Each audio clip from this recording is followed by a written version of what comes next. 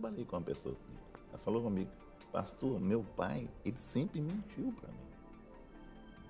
Eu casei e meu marido começou a trabalhar comigo. A questão da mentira. Porque entrou por relacionamento mentindo. Ele falou, mas você não pode mentir. Você tem um Deus que não mente.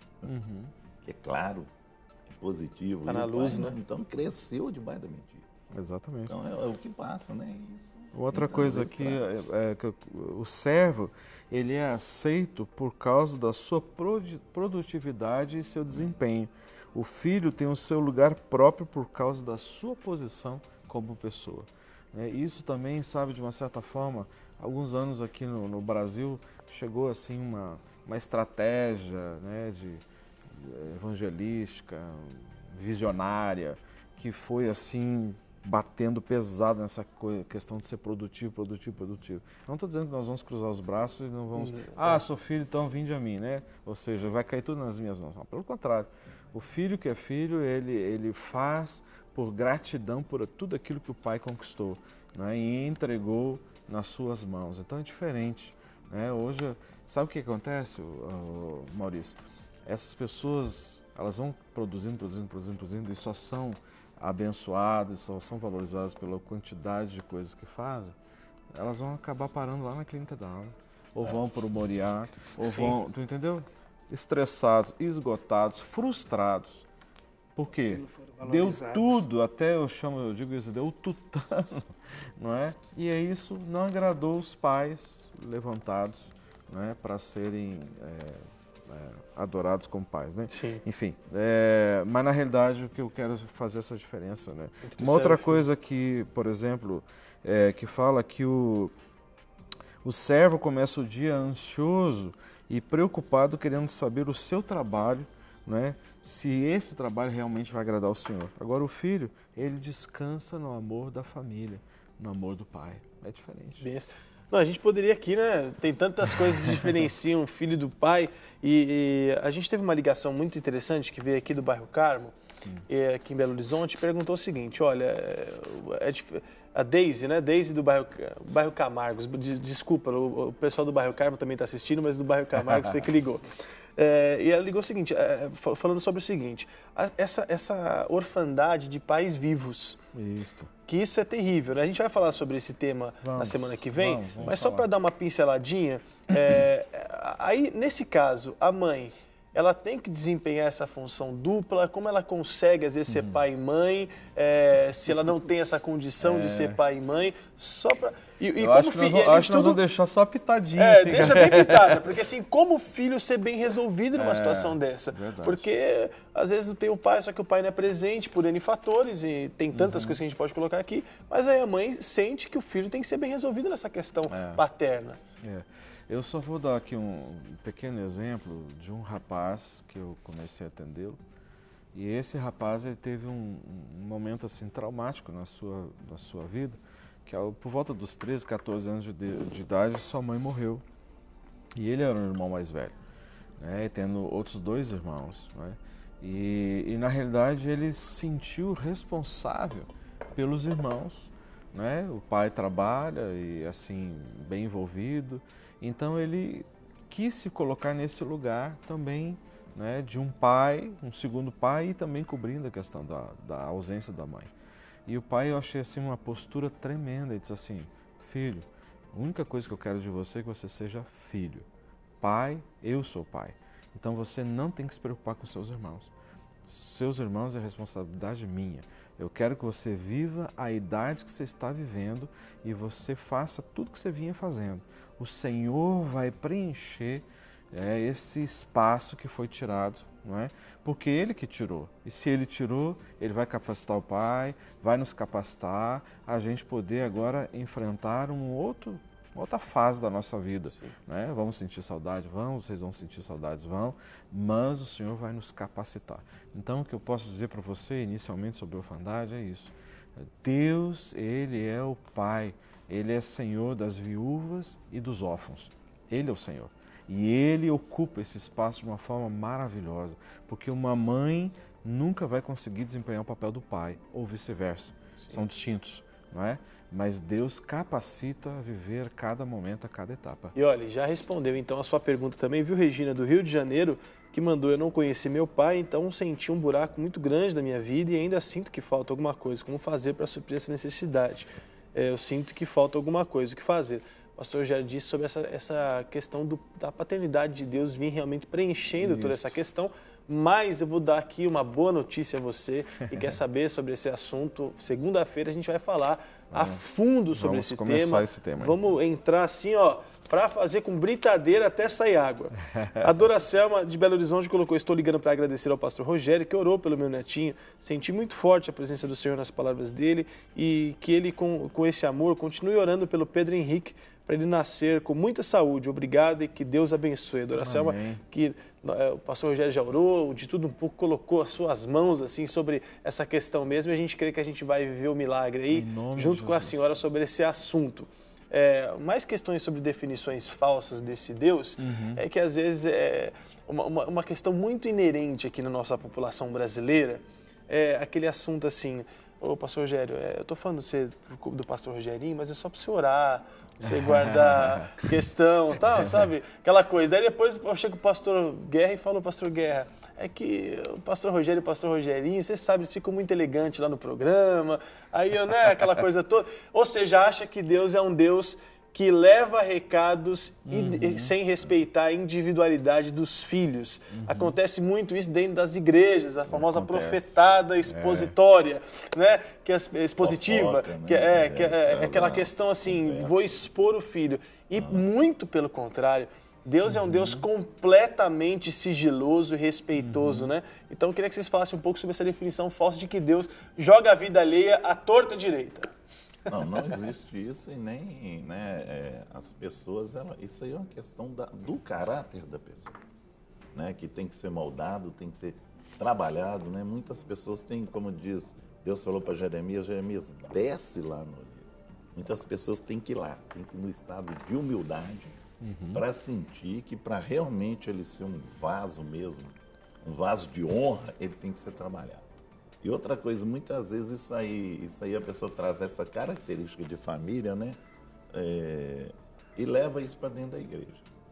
E aí ele costuma ter até aquele transtorno obsessivo religioso, Sim. Né? Que ele acaba influenciando ele nisso e ele acaba julgando um contra o outro. E isso aí é terrível.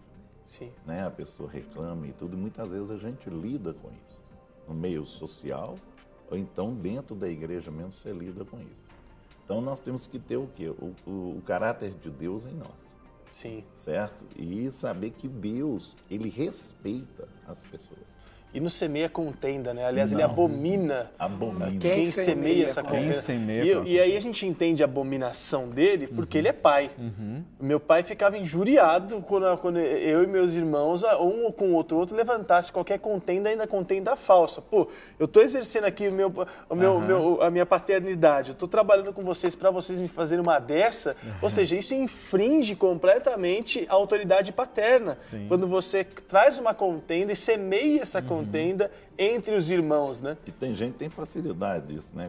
A história dos 3 diáconos, né? Você sabe, né? Não, vocês têm essa aí Os 3 estavam pescando, né? Aí um falou assim, vou contar um segredo para vocês aqui e tal, que eu fumo. Um diácono. O outro falou, já que você falou, eu vou falar. De vez em quando eu tomo uma latinha de cerveja. Aí o terceiro falou, não, o meu forte é fofoca, eu vou espalhar para a igreja. Tô doido para chegar em casa, vou espalhar. É o que sai espalhando, né? Então...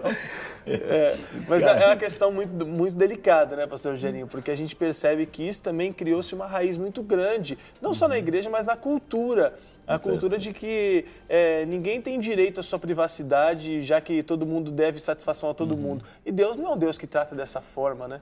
Não. Deus respeita as individualidades. A palavra do Senhor fala a respeito dos escândalos, fala a respeito dos tropeços, mas nós devemos evitar ser tropeços e não precisamos ser pedra de, ser escândalo, Sim. Instrumento de escândalo. E a gente, dentro do contexto de igreja, a gente precisa realmente tomar alguns cuidados com isso. Mas aproveitando esse contexto de igreja, Maurício, tem uma coisa que eu gostaria de aproveitar. Nós começamos o programa falando a respeito do filho pródigo. E eu quero voltar nessa parábola do filho pródigo, porque ali tem uma coisa muito interessante e que a gente precisa muitas vezes diferenciar. Eu estava até falando ontem com o pastor Rogério. A questão entre o pastor e o pai, né? Nós temos uma necessidade de uma paternidade espiritual, né? Como nós temos uma necessidade de uma paternidade natural, né? Biológica, uma referência. Mas a igreja hoje ela também deturpa um pouquinho esses papéis e isso gera uma confusão em todos os níveis.